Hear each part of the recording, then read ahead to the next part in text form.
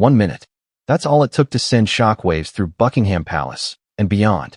In an unprecedented move, Prince William and Prince Harry, two brothers torn apart by years of silence, grief, and scandal, stood united in confirming what many had feared. King Charles is not well, but what they revealed, and more importantly, how they revealed it, is sparking a storm of questions that the palace can't seem to control. Before we continue, please hit the like button, subscribe to the channel, and turn on the notification bell for updates. Why now? Why together? And what exactly are they preparing the world for? Because make no mistake, this wasn't just a routine health update. It was a coded message. And behind their careful words, there's something darker, something far more urgent than anyone expected. But what if I told you, the real story isn't in what they said, but in what they left out? Middle, a fractured brotherhood reunited by crisis. Let's rewind just a little. For years, William and Harry have been navigating completely separate paths. William carrying the heavy future of the crown on his shoulders, and Harry redefining his own royalty thousands of miles away in California. Their communication? Strained. Their reunions? Tense. Their public appearances? Barely tolerable. And yet, suddenly, without warning, the brothers presented a joint statement. Not via an anonymous palace source. Not leaked through a tabloid. But direct, coordinated, intentional. They confirmed, in no uncertain terms, that King Charles is battling a serious but manageable condition. But what does that even mean? And why did they both choose now, after months of staying quiet, to break that silence together? That question, more than any other, is what has royal watchers digging deeper.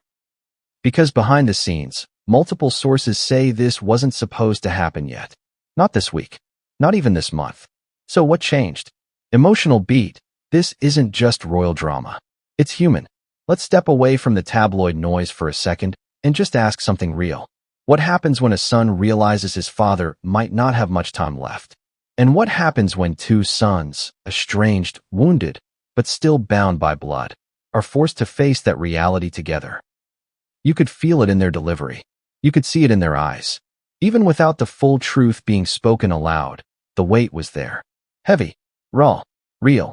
There's grief in preparation, and there's terror in not knowing what comes next, especially when the monarchy itself depends on what happens to one man. Mini hook. When two royals speak, the whole world listens. What happens when the two most watched brothers on earth finally speak, together, after months of silence? The world leans in. The press holds its breath, and the palace panics, because this wasn't a neatly staged, choreographed royal announcement. It was something far more unsettling. William and Harry didn't just confirm that King Charles is sick. They confirmed something else, something Buckingham Palace didn't want out. And they did it with one subtle move. Not what they said, but how they said it. Middle, the statement that was never supposed to happen. It came on a cold, quiet morning. No prior notice. No royal press officer prepping the media. Just a direct feed. William in Windsor, Harry in California, appearing together via split screen. At first, it seemed like a tribute. Gracious, measured, respectful. The kind of thing you'd expect if Charles had caught a seasonal bug. But then William leaned forward and paused, just for a moment. He said, "My father's condition has progressed faster than we were prepared for." And Harry said nothing. He didn't correct him. He didn't jump in with a reassuring smile. He just looked down. That silence. Deafening. Because that wasn't the official line. That wasn't the palace-approved routine procedure narrative. And that one line, progressed faster than we were prepared for, immediately sent headlines into overdrive. What condition? How far has it progressed? And what exactly were they not prepared for? The fact that both brothers agreed to go live with this, without the palace filter, says one thing loud and clear. They're done waiting for permission. And when royals stop waiting for permission, something massive is about to shift. Emotional beat. Two sons, one truth. Forget the titles. Forget the crowns. Strip all that away, and what you saw were just two sons. Two sons staring down the hardest reality a child can face. Watching a parent weaken.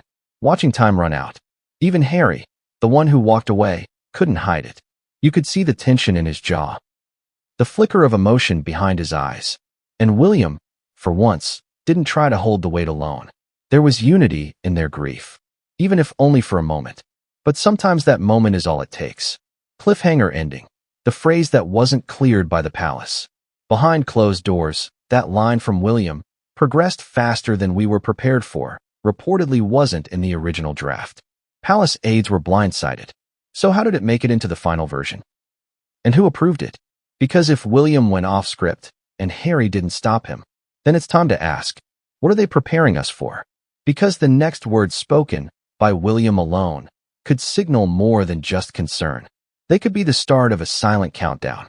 What's worse than bad news? Unfinished news.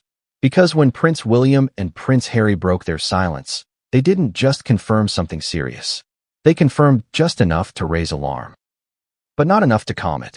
Which leaves us here, stuck in the middle, desperate for answers, clinging to every word.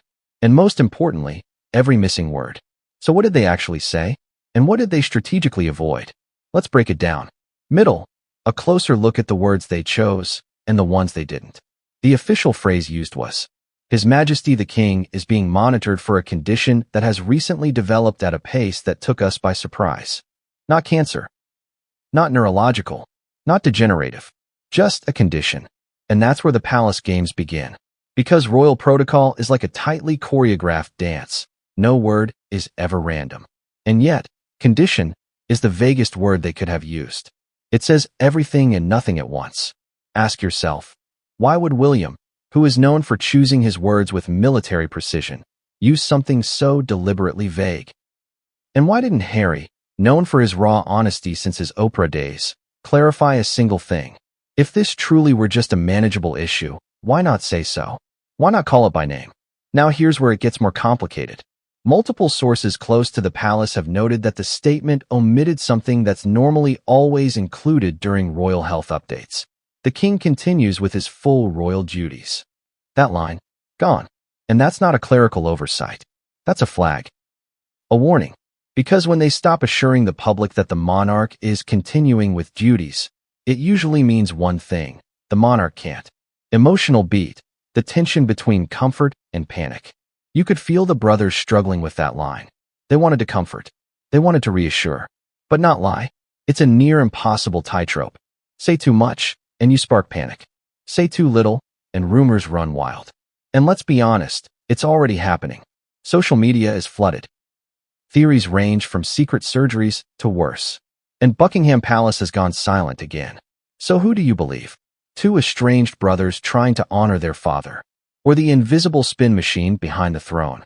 And if they're still avoiding the specifics, what is it they think we're not ready to hear? Cliffhanger ending, a whisper from a palace insider. Just hours after the statement aired, a palace aide, anonymous, of course, reportedly told a journalist, "Things are more delicate than anyone knows." This was the soft version. The soft version? If this was the gentle rollout, what are they planning to tell us next? Because the next statement, and who delivers it, could change the royal family forever. If this is the soft version, if this is just the beginning, then what's really going on behind those palace gates? Because make no mistake, this isn't just about King Charles's health anymore. It's about the crown, the succession, and the looming possibility that we're watching the end of an era play out in real time. So ask yourself this: what happens when the monarch isn't just absent, but possibly fading? And what if the system built around him isn't ready to take over? Middle, the fragility of power, exposed. Here's the harsh truth most people forget. Monarchies aren't immortal. They're institutions built on the image of stability, not actual stability. And right now, that image is cracking. The moment William and Harry stood together to confirm Charles's condition, they weren't just showing support. They were signaling a shift, a pivot, a quiet, unspoken admission that things are changing fast. Because if King Charles steps back, or worse, deteriorates, the entire structure has to pivot with him. And that's where it gets even more complicated. On paper, the heir is ready. William, polished, trained, prepared. But emotionally, he's watching his father potentially slip away. He's holding a nation's expectations while managing a fractured family. And now he's forced to send messages like this one, calm on the outside, but trembling underneath. And what about Harry? He's not even in the line of succession anymore in any meaningful way. And yet here he is, shoulder to shoulder with William, backing a joint statement. Why now? Because even the outcast understands this isn't about the past anymore. This is about legacy. And it's moving faster than anyone wanted to admit. Emotional beat. A family on the edge of history. Let's be honest. The royal family hasn't had time to heal since the Queen passed. They've barely stitched the wounds of scandal, betrayal, and separation. But now, they're being asked to hold together something far bigger than themselves. A monarchy, an identity, a legacy that dates back centuries. And the weight of that, it's not just ceremonial, it's suffocating. You can see it in William's eyes. You can feel it in Harry's silence. Whatever personal rifts still linger, they know. The world is watching. And the clock is ticking. Opening, the crown is quiet. Too quiet. There's a strange silence hanging over Buckingham Palace right now. Not the kind of silence that follows a peaceful Sunday afternoon stroll through the gardens. No, this is the kind of silence that feels heavy, like it's covering something up. And the fact that William and Harry, two men rarely aligned, came forward together, it speaks volumes. Because they didn't just acknowledge a health scare.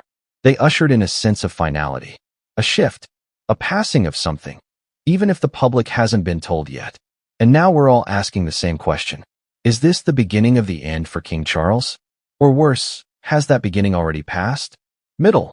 What happens next may already be in motion. Here's what we know. William and Harry's statement was coordinated.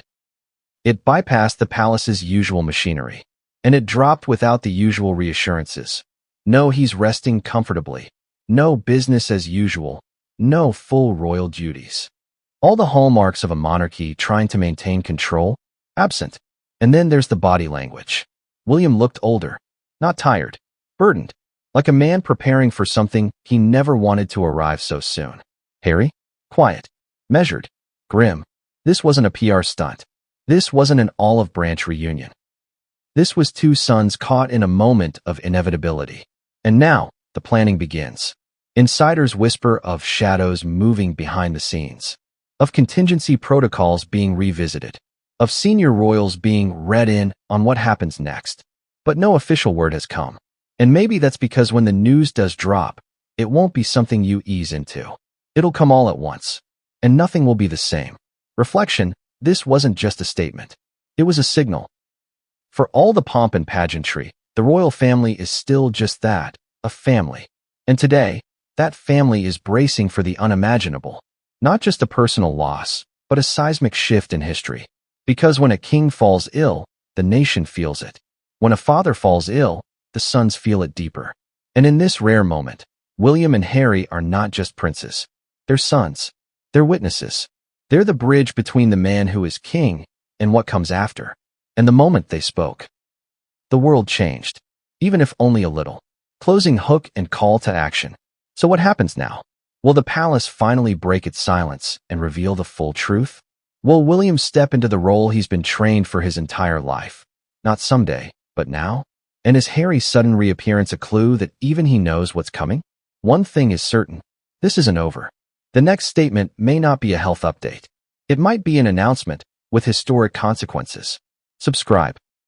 Turn on notifications. And stay alert. Because the future of the monarchy is unfolding, and it's happening faster than any of us expected.